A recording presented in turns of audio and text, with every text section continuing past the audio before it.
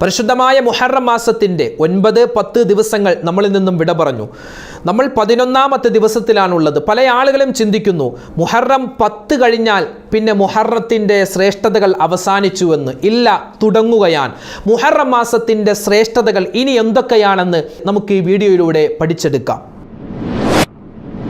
വിശുദ്ധമായ ഖുർആനിൽ ചെറിയ ഒരു ആയത്തുണ്ട്. എല്ലാ ഫർള് നിസ്കാരത്തിന് ശേഷവും ഒരു മനുഷ്യൻ ഇനി പറയുന്ന ആ ചെറിയ ഒരു ആയത്ത് ഓതിക്കഴിഞ്ഞാൽ അല്ലാഹു തആല സ്വർഗത്തിൻ്റെ 8 വാതിലുകളും അയാൾക്ക് വേണ്ടി തുറന്നു കൊടുക്കുന്നതാണ്. നരകത്തിൻ്റെ 7 കവാടങ്ങൾ അവനിക്ക് വേണ്ടി അടയ്ക്കപ്പെടും. മുത്ത് റസൂൽ സല്ലല്ലാഹു അലൈഹി വസല്ലമ തങ്ങൾ വളരെ ശ്രേഷ്ഠതകളുണ്ട് എന്ന് പഠിപ്പിച്ച ആ ആയത്ത് ഏതാണെന്ന് നമുക്ക് നോക്കാം. അത് നിത്യമായി നമുക്ക് പാരായണം ചെയ്യാം. ഒരു മനുഷ്യൻ സ്വർഗത്തിൽ കടന്നാൽ അവന് ഏറ്റവും കൂടുതൽ ആഗ്രഹമുണ്ടാകുന്നത് സ്വർഗത്തിൽ വീടുകൾ അധികരിക്കുന്നതിലാണ്. സ്വർഗത്തിൽ വീടുകൾ, കൊട്ടാരങ്ങൾ അധികരിക്കാൻ ദുന്യാവിൽ വെച്ച് തന്നെ നമ്മൾ പരിശ്രമിക്കേണ്ടതുണ്ട്. മുത്തുനബി സല്ലല്ലാഹു അലൈഹി വസല്ലമ തങ്ങൾ പറഞ്ഞു, ദുന്യാവിൽ ഒരു മനുഷ്യൻ ചെറിയ ഒരു സൂറത്ത് ഓതിയാൽ ആഖിറത്തിൽ സ്വർഗത്തിൽ അവനിക്ക് കൊട്ടാരങ്ങൾ വർദ്ധിക്കുന്നതാണ്. ഏതാണ് ആ ചെറിയ സൂറത്ത്? എങ്ങനെയാണ് അത് പാരായണം ചെയ്യേണ്ടത്? പല ആളുകളും അത് ഓതുന്ന സമയത്ത് പല തെറ്റുകളും സംഭവിക്കുന്നു. എങ്ങനെയാണ് ആ തെറ്റുകൾ നമുക്ക് തിരുത്തേണ്ടത്? വിശദമായി ഈ വീഡിയോയിലൂടെ നമുക്ക് പഠിച്ചെടുക്കാം. അസ്സലാമു അലൈക്കും വറഹ്മത്തുള്ളാഹി വബറകാതുഹു. അഊദു ബില്ലാഹി മിനശ് ശൈത്വാനിർ റജീം. ബിസ്മില്ലാഹിർ റഹ്മാനിർ റഹീം. അൽഹംദുലില്ലാഹി വകഫാ വസലാമുൻ അലാ ഇബാദിഹിൽ ലദീന ഇസ്തഫാ അമ്മാ ബഅദ്. ഏറ്റവും സ്നേഹബഹുമാനം നിറഞ്ഞ മുഅ്മിനീങ്ങളെ, അല്ലാഹു സുബ്ഹാനഹു വ തആല നമ്മൾ ചെയ്യുന്ന എല്ലാ അമലുകളും അതിൻ്റെ പോരായ്മകളൊക്കെ പരിഹരിച്ച് അല്ലാഹു തആല ഖബൂലാക്കുമാറാവട്ടെ. നമ്മോട് ദുആ കൊണ്ട് ആരെല്ലാം വസിയ്യത്ത് നൽകിയിട്ടുണ്ടോ, നമ്മുടെ വീഡിയോക്ക് താഴെ ആരെല്ലാം കമൻറ്റുകൾ രേഖപ്പെടുത്തിയിട്ടുണ്ടോ, ഒരുപാട് ദുആ വസിയ്യത്ത് അല്ലാഹു തആല എല്ലാവർക്കും സുഖവും സമാധാനവും പ്രദാനം ചെയ്യുമാറാവട്ടെ. ഈമാൻ കാമിലായി മുസ്ലിമായി മരിക്കാനുള്ള തൗഫീക്ക് നൽകുമാറാവട്ടെ. ആമീൻ യാ റബ്ബൽ ആലമീൻ.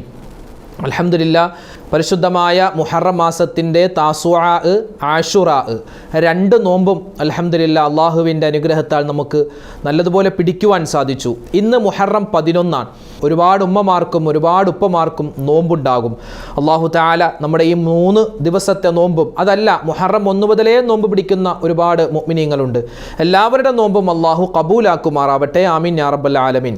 നമ്മളിൽ ഭൂരിഭാഗം ആളുകളുടെയും ഒരു ചിന്ത, മുഹറം 10 കഴിഞ്ഞാൽ പിന്നെ മുഹറം മാസത്തിൻ്റെ ശ്രേഷ്ഠതകളും അതിൻ്റെ പോരിശകളും എല്ലാം കഴിഞ്ഞു എന്ന ഒരു ചിന്ത പലപ്പോഴും നമ്മുടെയൊക്കെ മനസ്സിൽ വരാറുണ്ട്. അങ്ങനെയല്ല, ഇന്ന് മുഹറം 11. അതായത് നബി സല്ലല്ലാഹു അലൈഹി വസല്ലം തങ്ങൾ മുഹറം 9 എത്രമാത്രം ശ്രേഷ്ഠത കൊടുത്തിട്ടുണ്ടോ അതുപോലെയുള്ള ശ്രേഷ്ഠതയാണ് മുഹറം 11 ഈ ദിവസത്തിനും ഇന്നത്തെ ഈ പകലിനും ഉള്ളത്.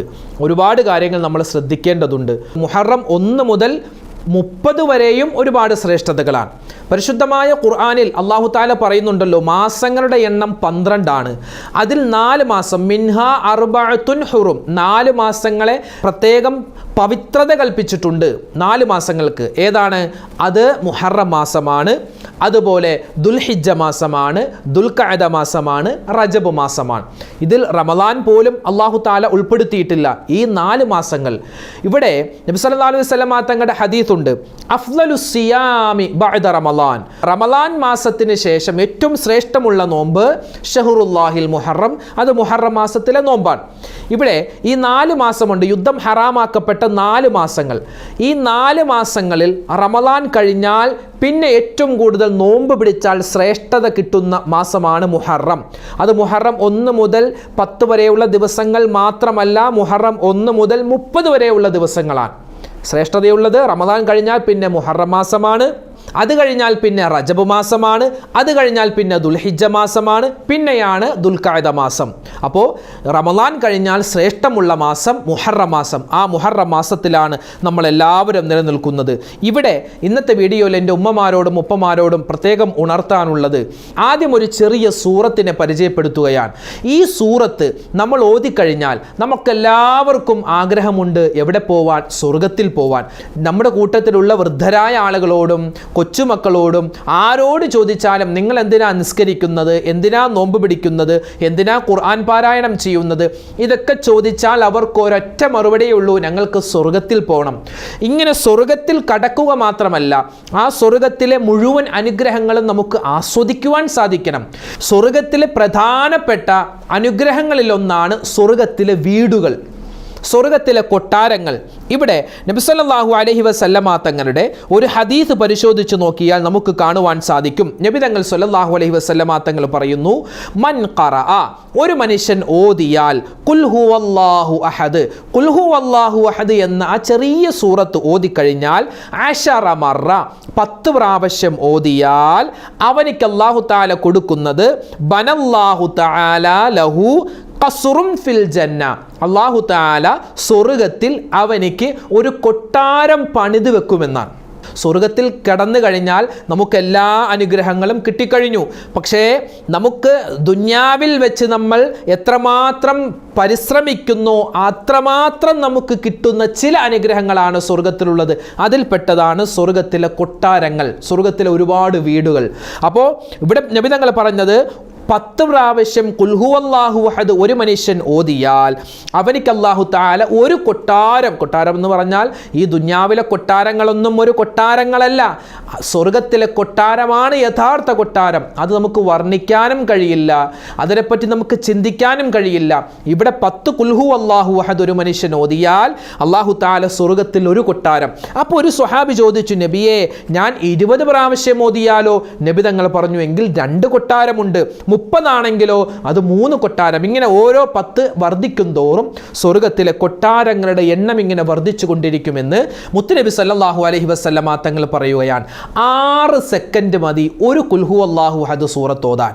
6 സെക്കൻഡ് മതി. അങ്ങനെയാണെങ്കിൽ 1 മിനിറ്റിൽ എത്രമാത്രം നമുക്ക് ഓതുവാൻ സാധിക്കും? ഇങ്ങനെ ഓരോ മണിക്കൂറും ഓരോ ദിവസവും ഓരോ ആഴ്ചയിലും ഓരോ മാസത്തിലും വർഷത്തിലൊക്കെ എത്രമാത്രം ഖുൽ ഹുവല്ലാഹു അഹദ് നമുക്ക് ഓതുവാൻ സാധിക്കുമോ അത്രമാത്രം ഓതുക. ഒരു സ്വഹാബിയെ പറ്റി പരാതി പറഞ്ഞു മറ്റു സ്വഹാബിമാർ, നബിയെ ഇന്നാലിന്ന സ്വഹാബി, ആ മൂപ്പര് എപ്പോൾ ഇമാമത്ത് നിന്നാലും എല്ലാ റക്അത്തിലും ഖുൽ ഹുവല്ലാഹു അഹദ് എന്ന് പറയുന്ന ആ ചെറിയ സൂറത്താണ് നബിയെ ഓതുന്നത്, ഞങ്ങൾക്കത് കേട്ട് മടുത്തു, വേറെ ഒരു സൂറത്തും ഓതുന്നില്ല. നബി സല്ലല്ലാഹു അലൈഹി വസല്ലം തങ്ങൾ ആ സ്വഹാബി വിളിച്ചിട്ട് ചോദിച്ചു, എന്തേ നീ എപ്പോഴും ഈ ഖുൽ ഹുവല്ലാഹു അഹദ് എന്ന സൂറത്ത് മാത്രം ഓതുന്നു? ആ സമയത്ത് ആ സ്വഹാബി പറഞ്ഞു, നബിയെ എനിക്ക് അത്രമാത്രം ഇഷ്ടമാണ് ആ സൂറത്തിനോട്, എനിക്ക് എപ്പോഴും എൻ്റെ വായിൽ എപ്പോഴും വരുന്നത് ആ സൂറത്താണ്. അപ്പോൾ നബി സല്ലല്ലാഹു അലൈഹി വസല്ലം തങ്ങൾ ആ സ്വഹാബിയോട് പറഞ്ഞു, എന്നാൽ ആ സൂറത്തിനെ നീ മുറുകെ പിടിച്ചോ, കാരണം ആ സൂറത്ത് നിന്നെ സ്വർഗത്തിൻ്റെ കൊട്ടാരത്തിലേക്ക് കൊണ്ടെത്തിക്കുമെന്ന് മുത്തുനബി മുഹമ്മദ് മുസ്തഫ സല്ലല്ലാഹു അലൈഹി വസല്ലമ തങ്ങൾ പറയുകയാണ്. നമ്മുടെ ഈമാൻ വർദ്ധിക്കുന്ന സൂറത്താണ് സൂറത്തുൽ ഇഖ്ലാസ്.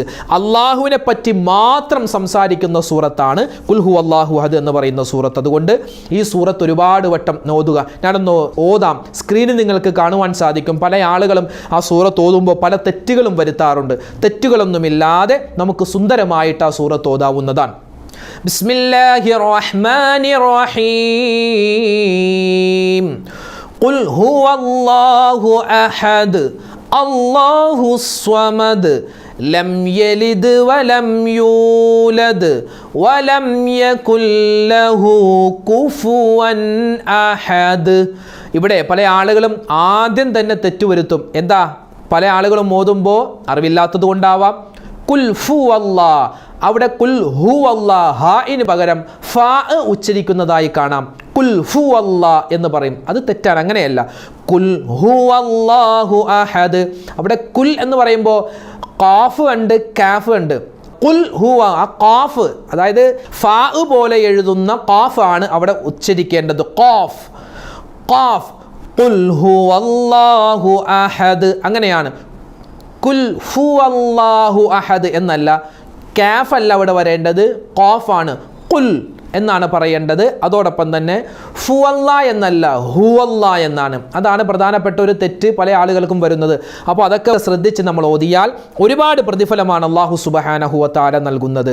അതുകൊണ്ട് എന്ത് ചെയ്യുക, ഒരു ദിവസം 10 പ്രാവശ്യം ഞാൻ ഇൻഷാ അല്ലാഹ് സൂറത്തുൽ ഇഖ്ലാസ് ഓതും എന്ന ഒരു നല്ല നിയ്യത്ത് ഇപ്പോഴേ എടുക്കുക. ഒരു ദിവസം 10 പ്രാവശ്യം ഓതിയാൽ ഈ ഹദീസിൽ പറഞ്ഞ പ്രതിഫലങ്ങൾ അല്ലാഹു സുബ്ഹാനഹു വ തആല നമുക്ക് നൽകും. അല്ലാഹു അതെല്ലാം കരസ്ഥമാക്കാനുള്ള തൗഫീക്ക് നമുക്ക് നൽകുമാറാവട്ടെ. ഒരു ദിവസം ഏതെങ്കിലും, അത് ഫർദ് നമസ്കാരമാവട്ടെ, അത് സുന്നത്ത് നമസ്കാരമാവട്ടെ, ഏതെങ്കിലും ഒരു നമസ്കാരത്തിൽ 2 റക്അത്ത് നമസ്കാരത്തിൽ ഇൻഷാ അല്ലാഹ് ഞാൻ കുൽഹു അല്ലാഹു അഹദ് എന്ന സൂറത്തുൽ ഇഖ്ലാസ് ഓതും എന്ന ഒരു നല്ല നിയ്യത്ത് ഇപ്പോഴേ നമ്മൾ എടുക്കുക. അതുകൊണ്ട് എൻ്റെ ഉമ്മമാരോടും ഉപ്പമാരോടും ഓർമ്മപ്പെടുത്തുന്നു, ഒരു ദിവസം 10 പ്രാവശ്യമെങ്കിലും, അത് നമസ്കാരത്തിലൂടെ ആവട്ടെ അല്ലാത്ത സമയത്താവട്ടെ ഏത് സന്ദർഭത്തിലും നമുക്കൊരു 10 പ്രാവശ്യം ഒരു ദിവസം സൂറത്തുൽ ഇഖ്ലാസ് ഓതാൻ പറ്റിയാൽ വലിയ സൗഭാഗ്യമാണ് അള്ളാഹു നൽകുന്നത്. അതോടൊപ്പം തന്നെ ഒരു ചെറിയ ഒരു ആയത്തുണ്ട്. ഈ ആയത്ത് ഒരു മനുഷ്യൻ ഓതിക്കഴിഞ്ഞാൽ അള്ളാഹുവിൻ്റെ റസൂൽ സ്വല്ലല്ലാഹു അലൈഹി വസല്ലമ തങ്ങൾ പറയുന്നു, സ്വർഗത്തിന് 8 വാതിലുകളുണ്ട്, നരകത്തിന് 7 വാതിലുകളുമുണ്ട്. ഈ 7 വാതിലുകൾ അടയ്ക്കപ്പെടും, 8 വാതിലുകൾ തുറക്കപ്പെടും ഒരു മനുഷ്യന് വേണ്ടി. ആരാണ് ആ മനുഷ്യൻ? അയാൾ ഇനി പറയാൻ പോകുന്ന ചെറിയ ആ ഒരു ആയത്ത് എല്ലാ സമയത്തും ഓതുന്നവനാണ്. പ്രത്യേകിച്ച് നമസ്കാരങ്ങൾക്ക് ശേഷം അയാൾ ഇത് പാരായണം ചെയ്യാറുണ്ട്.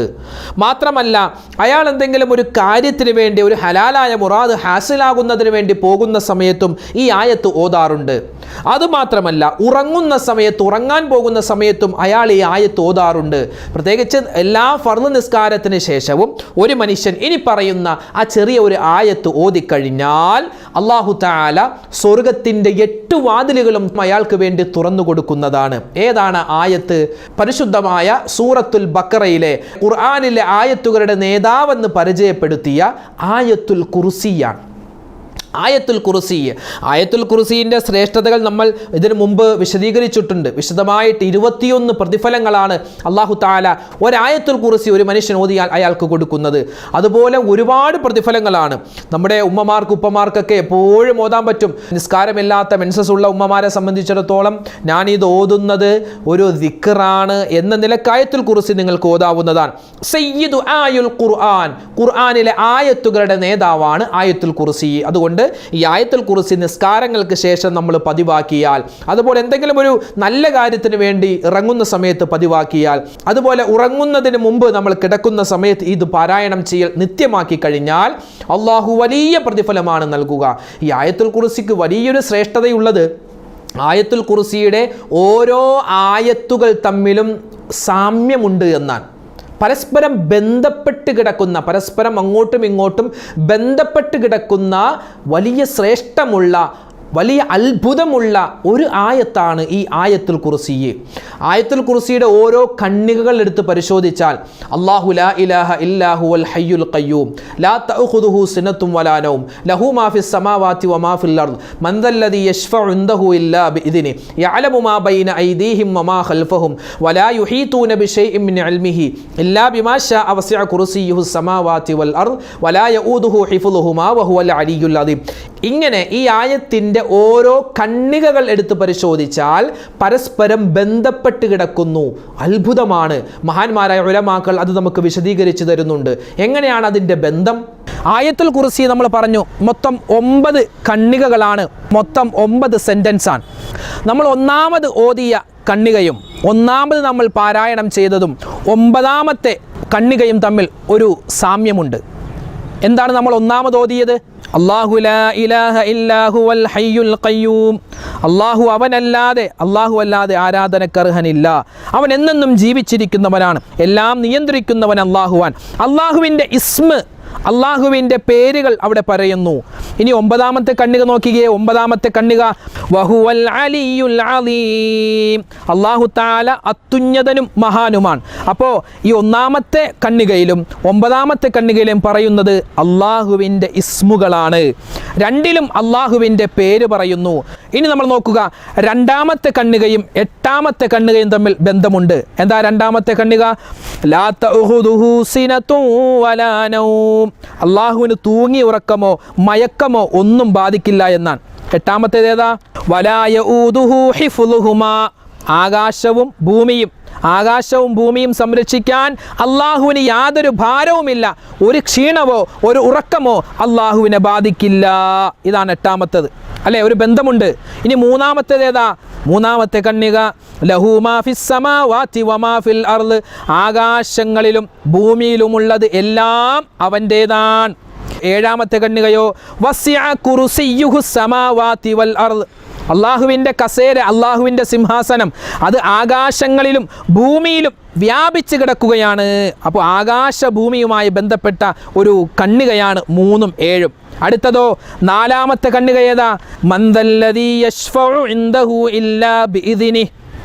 അള്ളാഹുവിൻ്റെ സമ്മതം കൂടാതെ ഏതൊരുത്തനാണ് അവൻ്റെ അടുക്കൽ ശുപാർശക്കായി ചെല്ലുന്നത്, ശുപാർശ ചെയ്യുന്നത് ആരാണ്? ആ 4ാമത്തെ കണ്ണികയും. 6ാമത്തെ കണ്ണിക ഏതാ? വലാ യുഹീതൂന ബിശൈഇൻ മിൻ ഇൽമിഹി ഇല്ലാ ബിമാ ശാ. അള്ളാഹു അവൻ്റെ അറിവുകളിൽ നിന്നും അവൻ്റെ വിജ്ഞാനങ്ങളിൽ നിന്നും അവൻ ഉദ്ദേശിച്ചതല്ലാതെ യാതൊന്നും അവർ അറിയുകയില്ല. 4ാമത്തേതും 6ാമത്തേതും അല്ലേ? അള്ളാഹുവിൻ്റെ ഇൽമ്, അള്ളാഹുവിൻ്റെ അടുക്കൽ ഷഫാഅത്ത്, അത് രണ്ടും തമ്മിൽ യോജിച്ചിരിക്കുന്നു. ഇനി 5ാമത്തെ ആ കണ്ണിക അതിന് മുമ്പുള്ള 4ഉമായും 6ഉമായും അതിന് മുന്നുള്ളതും ശേഷവുമായിട്ട് ബന്ധപ്പെട്ട് കിടക്കുന്നു. യഅലമു മാ ബൈന ഐദീഹിം വമാ ഖൽഫഹും. അവരുടെ മുന്നിലുള്ളതും അവരുടെ പിന്നിലുള്ളതുമായ എല്ലാം അവൻ അറിയുന്നതാണ്. അപ്പോൾ മുൻപ് പിൻപ് ആ 2 കണ്ണികയുമായി 4, 6 ആ 2മായി ബന്ധപ്പെട്ട് കിടക്കുന്നു 5ാമത്തെ കണ്ണിക. അപ്പോൾ ഇതിൻ്റെ സ്ട്രക്ചർ നമ്മൾ നോക്കിയാൽ 1ാമത്തെ കണ്ണികയും 9ാമത്തെ കണ്ണികയും തമ്മിൽ ബന്ധമുണ്ട്. 2ാമത്തേതും 8ാമത്തേതും തമ്മിൽ ബന്ധമുണ്ട്. 3ാമത്തേതും 7ഉം തമ്മിൽ ബന്ധമുണ്ട്. 4ാമത്തേതും 6ാമത്തേതും തമ്മിൽ ബന്ധമുണ്ട്. 5ാമത്തെ കണ്ണികക്ക് 4നോടും 6നോടും ബന്ധമുണ്ട്. ഇങ്ങനെ വളരെ മനോഹരമായ ഒരു അത്ഭുതം ഈ ആയത്തുൽ കുർസിയിലുണ്ട്. സ്ക്രീനിൽ ഇവിടെ ആയത്തുൽ കുർസി കാണിക്കുന്നുണ്ട്. നമുക്കെല്ലാവർക്കും ഒന്ന് ചോദാം. ബിസ്മില്ലാഹിർ റഹ്മാനിർ റഹീം. അല്ലാഹു ലാ ഇലാഹ ഇല്ലാ ഹുവൽ ഹയ്യുൽ ഖയ്യൂം ലാ തഅഖുദുഹു സിനതുൻ വലാ نوم له ما في السماوات وما في الأرض من ذا الذي يشفع عنده إلا بإذنه يعلم ما بين أيديهم وما خلفهم ولا يحيطون بشيء من علمه إلا بما شاء وسع كرسيه السماوات والأرض ولا يؤوده حفظهما وهو العلي العظيم. ആയത്തുൽ കുർസിയുടെ ശ്രേഷ്ഠതകൾ നമ്മൾ പഠിച്ചു, നമ്മൾ അറിഞ്ഞു. ഒരുപാട് ശ്രേഷ്ഠതകളുണ്ട്. അതുപോലെ ഖുൽ ഹുവല്ലാഹു അഹദ് എന്ന സൂറത്ത് സ്വർഗത്തിലെ കൊട്ടാരങ്ങൾ വർദ്ധിക്കുന്ന സൂറത്താണ്. അത് പാരായണം ചെയ്യുക. പരിശുദ്ധമായ മുഹറം 9-ന്റെയും 10-ന്റെയും നോമ്പ് പല ആളുകൾക്കും, പല ഉമ്മമാർക്കും ഉപ്പമാർക്കും ഒക്കെ പിടിക്കാൻ പറ്റാത്ത സാഹചര്യത്തിലൂടെയാണ് നമ്മൾ പോകുന്നത്. ഇപ്പോൾ നമ്മുടെ കാലാവസ്ഥ പെട്ടെന്ന് മാറി, മഴയൊക്കെയാണ്. അപ്പോൾ പനിയുണ്ടാകും, ജലദോഷമുണ്ടാകും. അതുപോലെ ഉമ്മമാർക്ക് പല ആളുകൾക്കും മെൻസസ് ഉണ്ടാകും. അങ്ങനെ ഒരുപാട് ബുദ്ധിമുട്ടുകളും പ്രയാസങ്ങളുമായിട്ട് മുഹറം 9-നും 10-നും ഒക്കെ ആ സുന്നത്തായ നോമ്പുകൾ പിടിക്കാൻ പറ്റാത്തവരുണ്ടാകും.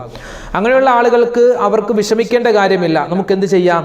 ഈ മുഹറം 9-ന്റെയും 10-ന്റെയും നോമ്പ് ഒരു ഖളാ വീട്ടുന്നത് പോലെ മറ്റൊരു ദിവസം നമുക്ക് പിടിച്ചു വീട്ടാവുന്നതാണ്. അത് കുഴപ്പമൊന്നുമില്ല. ഇനി മുഹറം 12 ആവട്ടെ, അല്ലെങ്കിൽ 13 ദിവസങ്ങൾ കിടക്കുകയാണ്. ഇപ്പോൾ മുഹറം 15-നാണ് ഒരാൾ നോമ്പ് പിടിക്കുന്നത്. മുഹറം 15-ന്റെ സുന്നത്തായ നോമ്പ് ഞാൻ പിടിക്കുന്നു. അതോടൊപ്പം തന്നെ എനിക്ക് പിടിക്കാൻ പറ്റാതെ പോയ മുഹറം 10-ലെ നോമ്പ്, ആഷുറാഇന്റെ സുന്നത്തായ നോമ്പ്, അതും ഞാൻ ഇതിന്റെ കൂടെ പിടിച്ചു വീട്ടുന്നു, ഖളാ വീട്ടുന്നു എന്നൊരു നിയ്യത്ത് വെച്ചാൽ നമുക്ക് ഇൻഷാ അല്ലാഹ് അല്ലാഹു തആല പ്രതിഫലം നൽകുന്നതാണ്. അതാണ് പണ്ഡിതന്മാർ ഭൂരിഭാഗം ആളുകളും അതിനെപ്പറ്റി പറഞ്ഞിട്ടുള്ളത്. നമുക്ക് സുന്നത്തായ നോമ്പുകൾ ഒരുപാടുണ്ടല്ലോ. റജബ് 27-ന്റെ നോമ്പ്, ഷഅബാൻ 15-ന്റെ നോമ്പ്, ഇപ്പോൾ മുഹറം 9, 10-ന്റെ നോമ്പ്, ഇതൊക്കെ വളരെ ശ്രേഷ്ഠമായിട്ടുള്ള നോമ്പുകളാണ്, സുന്നത്ത് നോമ്പുകളാണ്. ഇതൊന്നും നമുക്ക് ആ സമയത്ത് പിടിക്കാൻ പറ്റിയില്ലെങ്കിൽ മറ്റൊരു സുന്നത്ത് നോമ്പ് നമ്മൾ പിടിക്കുമ്പോൾ, സാധാരണ നമ്മൾ തിങ്കളാഴ്ച നോമ്പ് പിടിക്കാറുണ്ട്, വ്യാഴാഴ്ച സുന്നത്ത് നോമ്പ് പിടിക്കാറുണ്ട്. ആ നോമ്പ് പിടിക്കുമ്പോൾ തന്നെ അല്ലാഹുവേ, കഴിഞ്ഞ പ്രാവശ്യം എനിക്ക് പിടിക്കാൻ പറ്റാതെ പോയ മുഹറം 9-ന്റെ അല്ലെങ്കിൽ മുഹറം 10-ന്റെ ആ നോമ്പ്, ആഷുറാഇന്റെ താസുആഇന്റെ ആ സുന്നത്ത് നോമ്പ്, ഇതിന്റെ അതിലേതെങ്കിലും ഒന്ന് ഞാൻ ഇതിന്റെ കൂടെ പിടിച്ചു വീടുന്നു എന്ന ഒരു നിയത്ത് വെച്ചാൽ അതിന്റെ പ്രതിഫലവും അള്ളാഹു നൽകുന്നതാണ്. അള്ളാഹു സുബ്ഹാനഹു വ തആല നമ്മൾ പിടിക്കുന്ന നോമ്പിനൊക്കെ വലിയ പ്രതിഫലം നൽകി അനുഗ്രഹിക്കുമാറാവട്ടെ. ആമീൻ. പവിത്രമായ ഈ മുഹറം മാസത്തിന്റെ 1-ാമത്തെ ദിവസം മുതൽ നമ്മൾ ഒരുപാട് വീഡിയോകളിലൂടെ പല പല ദിക്റുകളും സ്വലാത്തുകളും പരിചയപ്പെട്ട് വന്നിട്ടുണ്ട്. അൽഹംദുലില്ലാ. അതൊക്കെ എൻ്റെ പല ഉമ്മമാരും മെസ്സേജുകൾ അയച്ചിട്ടുണ്ട്. പല ആളുകളും ഫോണിലൂടെ വിളിച്ചു പറഞ്ഞു അതൊക്കെ നിത്യമായി ചൊല്ലുന്നുണ്ട്. അതൊക്കെ സ്വീകരിക്കാൻ പ്രത്യേകം ദുആ ചെയ്യണമെന്നൊക്കെ വസിയത്ത് ചെയ്തിട്ടുണ്ട്. അല്ലാഹു തആല ആ ദിക്റുകൾ ഇനിയും നമ്മുടെ ജീവിതത്തിൽ നിത്യമായി ചൊല്ലുവാനും അതൊക്കെ പതിവാക്കുവാനും അല്ലാഹു തൗഫീക്ക് നൽകി അനുഗ്രഹിക്കുമാറാവട്ടെ. മുഹറം 10 കഴിഞ്ഞാൽ പിന്നെ ഈ പറയപ്പെട്ട ദിക്റുകളും സ്വലാത്തുകളും ഒന്നും ഓതണ്ട എന്ന് ആരും തെറ്റിദ്ധരിക്കരുത്. ഈ പറയപ്പെട്ട ദിക്റുകളും സ്വലാത്തുകളും ഒരുപാട് തസ്ബീഹുകളും ഒരുപാട് തഹ്ലീലുകളും തക്ബീറുകളും നമ്മൾ ഈ വീഡിയോയിലൂടെയൊക്കെ പറയുന്ന ഓരോ ദിക്റുകളും നമുക്ക് ഈ മുഹറം മാസം തീരുന്നത് വരെ അല്ല, ഇനി വരുന്ന സഫർ മാസമാവട്ടെ, അതുപോലെ റബീഉൽ അവ്വൽ, റബീഉൽ ആഖിർ, ഏത് മാസമാവട്ടെ എല്ലാ മാസത്തിലും നമുക്ക് ചൊല്ലാൻ പറ്റിയ ദിക്റുകളും സ്വലാത്തുകളുമാണ് നമ്മൾ ഓരോ വീഡിയോയിലൂടെ പറയുന്നത്. പിന്നെ ഈ മുഹറം മാസത്തിൽ പ്രത്യേകിച്ച് ഓതിയാൽ വലിയ പ്രതിഫലം കിട്ടുന്ന ദിക്റുകളൊക്കെയാണ് നമ്മൾ പറഞ്ഞിട്ടുള്ളത്. അതുകൊണ്ട് ഈ മുഹറം 10 കഴിഞ്ഞു, അതുകൊണ്ട് ഇനി ദിക്റുകൾ ചൊല്ലണ്ട എന്ന് എൻ്റെ പ്രിയപ്പെട്ട ഉമ്മമാർ, എൻ്റെ സഹോദരങ്ങളാരും കരുതണ്ട. നമുക്ക് ഇനിയും ഇതൊക്കെ നിത്യമായി ചൊല്ലാൻ പറ്റിയ ദിക്റുകളും സ്വലാത്തുകളുമാണ്. അത് പതിവാക്കാൻ എല്ലാവരും ശ്രദ്ധിക്കുക. അള്ളാഹു നമ്മെ അനുഗ്രഹിക്കുമാറാവട്ടെ. ആയത്തുൽ കുർസിയെ അതുപോലെ നമുക്കറിയാവുന്ന ദിക്റുകളും ഇനിയും നമ്മൾ പാരായണം ചെയ്യുക. ഈ മുഹറം 30 വരെ അതിങ്ങനെ നിത്യമായി ഓരോ ദിവസവും നോമ്പെടുക്കാൻ പറ്റുന്നവർ നോമ്പെടുക്കുക. അതോടൊപ്പം തന്നെ ഈ ദിക്റുകളും സ്വലാത്തുകളും ഖുർആൻ ആയത്തുകളും എല്ലാം പാരായണം ചെയ്യുക. അല്ലാഹു സുബ്ഹാനഹു വ തആല ഈ പരിശുദ്ധമായ മുഹറം മാസത്തെ നമുക്ക് അനുകൂലമായിട്ടുള്ള സാക്ഷിയാക്കി തന്ന് അനുഗ്രഹിക്കുമാറാവട്ടെ. ആമീൻ യാ റബ്ബൽ